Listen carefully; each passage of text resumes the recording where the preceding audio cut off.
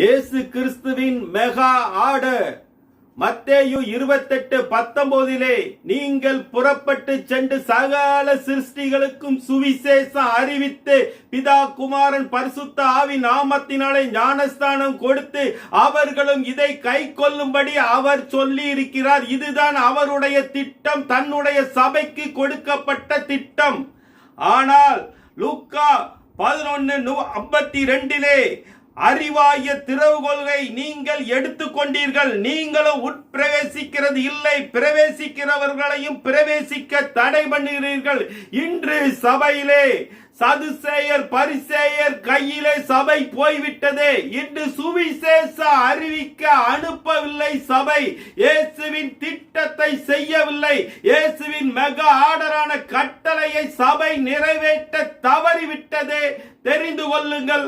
ஆமென். அல்லேலூயா.